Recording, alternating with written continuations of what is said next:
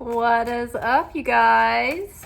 We are here for our weekly romance oracle reading. Hope you're doing well. The first card out is You Deserve Love. So the Scorpio new moon that we just had last night in the midst of Scorpio season is really like digging up all the things that we are still needing to process in order to integrate it and move forward into new cycles. So our readings lately have been greatly centered around as we break patterns, that releases this energy that opens new doors for new opportunities. And so it's like the breaking down of all of the past pain and experiences and fruitless endeavors, or seemingly so, right? It's not fruitless. Those things were experiences that taught us things, but it's like, unless we glean those things and think about it and reflect and let ourselves process the feelings, feel the feelings, face those truths that are coming through, then we can't really integrate them fully. And so, then we keep repeating those patterns because we don't recognize them when they show up. So I think that all of us here have been doing a lot of work in order to recognize those patterns, slow down, see them for what they are, and choose differently. Interrupt the pattern, break the pattern. And as we do that, the universe is going to start sending more and more goodness our way, and more greater options that are more in alignment with our authentic self, our authentic nature, our authentic essence. So as we break these patterns and as we start making these changes and embodying these changes, and not only in the way that we relate with others, but also in our relationship with ourselves too. As we, establish healthy habits and we follow through with the things that are meaningful to us, instead of maybe burning daylight and investing our energy in things that aren't truly fulfilling for us, but are just those things that kind of distract us and waste our time, right? Instead, we really strengthen our boundaries around ourselves, and we say, you know what, I'm going to stay on track. I'm going to stay on what's important to me. I'm going to go to bed early. I'm going to get up early. I'm going to set aside time for reading because that is the thing that nurtures my soul every week, or whatever it is for you, right? These little things that you've been thinking, oh, I'd love to make this change. I'd love to see this happen. I'd love to not feel this pain anymore because I behaved this way, or I've entertained this thought, or what have you. It's like, instead we're recognizing those things and we're doing something about it. And the more that we take those actions, the deeper that our appreciation for our own commitment to ourself grows. And so basically our worth is inherent, right? The universe, God, our creator, deems us 100% worthy. Everything was made and created for us. This whole process, this whole reason why we're here is for us. Even the dark times and the difficulties and the challenges are given and designed specifically for us to, overcome and strengthen us and awaken the depths of our character, right? And the heights of our potential. So this feeling of value, being valuable, being worthy, it's like your worthiness doesn't change. It's already at 100%, right? You are worthy, you are valuable. But what changes is our self-concept, our ability to perceive our own worth and our own value, our ability to feel worthy and valuable. That is what we heal. That is what deepens. That is what fluctuates and changes through our experience. Our experiences, no matter how damaging we might perceive them, do not change our worth. They do not. But they can change our feelings of worthiness depending on whether or not we hold shame around those things. So as we improve our relationship with ourself and our relationship with source, then our feeling of self-worth and deservingness grows as well, and that is attractive to love and opportunities, and it's attractive to everything: love, money, security, wild animals. Okay, religious factors are an issue in your love life. And so your love life is being influenced by your religious upbringing and spiritual path. So there might be something significant in current developments or things brewing under the surface or circling the runway, right? There might be curiosities about religious compatibility or spiritual compatibility. Or maybe it is that you need to get crystal clear on the core tenets of your spiritual values. And that way, you know, you're ready and capable of evaluating suitors based on what you know are your core spiritual values. And if you have a compatible core spiritual values with another person, you may or may not be able to date people that are of different religions, but of maybe spiritual, similar spiritual inclinations, right? Because, for instance, I personally am a Judeo-Christian mystic, but I probably wouldn't be very compatible with any hardcore right-winged Christians. Nobody conservative, probably. And, you know, maybe not even in, you know, extreme conservative Judaism either, right? Because they might not mesh with my Christian roots, right? But what I do believe is that, like, I might be able to be compatible with a mystic person. And so the two extremes of each of the Judeo-Christian may take issue with my mysticism, right? With my mystic nature, even though both of those religions have mysticism grown from their roots within them, right?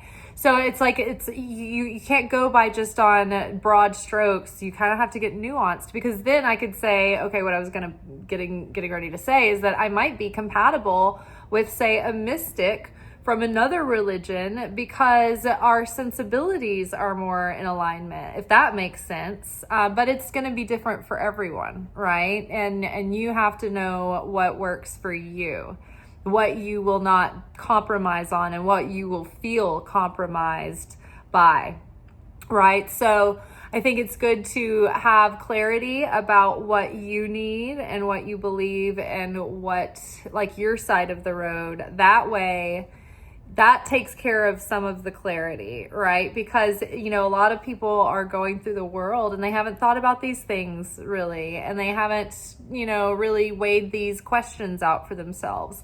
And so, you know, if you're out there meeting people who don't know themselves and we don't know ourselves, then that's twice the chaos. But if we at least know what we're looking for and what that looks like, then we can pick up on those things and truly be able to see where someone's at with that, and have the wherewithal to even ask those questions or take note of when they start displaying those virtues or lack thereof, right?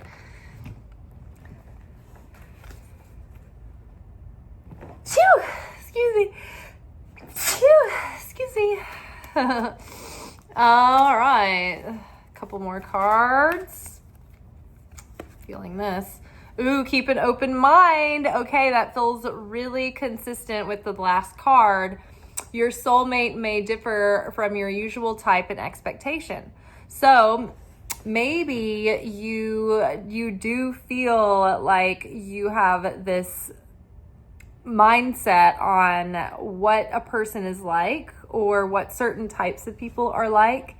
And maybe it might even have to do with the religious thing. Maybe it's your religious assumptions about other people that are holding you back from being able to entertain giving them a chance, and maybe they would actually be more compatible with you than you thought, right? So, you know, maybe be super aware of this, but also don't be so rigid that you can't at least give someone a chance.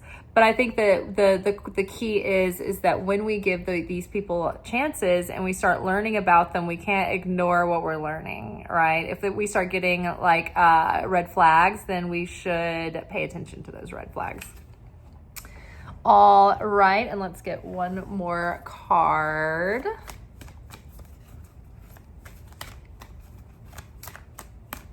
Oh, I think it's this one. Ooh, flirt. Okay, so keep an open mind. Stay open, stay flirty.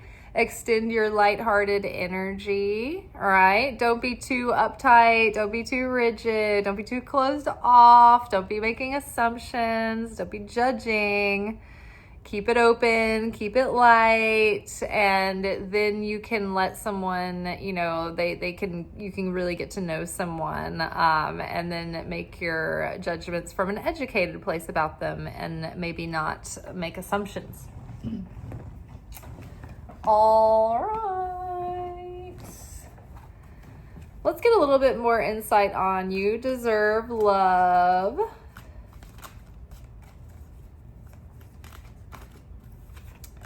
Coming together. Okay, so the more that you feel worthy, the more you're going to draw in either like someone who's getting nearer and nearer to coming into your life, or you will start drawing in people who you have a greater sense of compatibility with and who are more like more resonant with your energy as well. The Two of Cups is about like-minded, like-souled individuals coming together and establishing a bond. And sometimes this means like really, really good friends that you make that you just hit it off with, like soul friends. But many times this can be the beginning of an attraction and the beginning of a bond that's forming, and things are coming together, right? Coming together with someone. So I think that as we deepen our sense of worthiness, that is going to increase the magnetism and the sign and the signal to call that in. 11, detach. This is the Justice card. Oh my gosh, with the religious factors. So this has to do with like being fair and giving everyone, honoring their own individuality and their own uniqueness, and letting people be themselves and accepting them for who they are, not projecting on them who you want them to be. And so part of this is setting aside our ego and trying to find, appreciate the parts of people that are not like us, and try to accept people and practice tolerance and see the value in their characteristics also, and challenge ourselves to try to look for the good in people and to assume the best about them, or to look for that in them. Right. And to not focus on what drives us apart, right? Not to create more division, but try to practice this acceptance and tolerance and openness to make people feel like they had, like their beliefs and their rights and their own values are going to be honored as well. So if people feel like there's space for them and their point of view, for instance, my Kabbalah class last week was all about functioning team environments, and the sage, the rabbis whose teachings that we were reading from was talking about how without conflicting ideas, like real light can't be revealed because we sit into echo chambers. So arguments are necessary. Everyone can have their point of view, but we just have to share them in a respectful, loving way and not be critical or judgmental or shaming other people for their point of view. But everyone has to feel safe to be heard and to share their input. And it doesn't mean that you have to agree with them, right? But it's just like maintaining that unity comes from allowing everyone to have their side, without shaming them, without criticizing them, without judging them. And it doesn't mean you have to agree. It just means that they have the space to have their own identity and be valid and have that human dignity, that human right. So, yes, maybe it is about keeping an open mind and finding that the more you are, like, say, if you're talking to somebody that sees exactly eye to eye on you, you may not be like tapping into new territory, right? But if you're talking to someone who has opposite views or different views or different perspectives or different points of expertise, right? It's like as you talk and as you bump up against the friction, you both come to see things in a new light, and new facets and new angles are revealed, and so even greater light and greater wisdom is revealed than there would be had there have been absolute agreement from the beginning. Okay, keep an open mind. Okay, rebuild. Wow, so the Tower card has come out. So this is interesting. So the Tower card is like when a lightning strike moment happens and all the false foundations are cracked and false senses of security are revealed, and anything that's built on faultiness or dishonesty or unsustainability, our false belief systems fall, illusions are broken. Like this is the disillusionment, this is the big like revelation, the apocalyptic aha moment where you're like, oh, just bewildering, like the moment of disillusionment. Oh, I see it all so clearly now. I have existential dilemma. Jeez, wow. So this is when everything cracks open and everything you thought you knew just starts crumbling around you.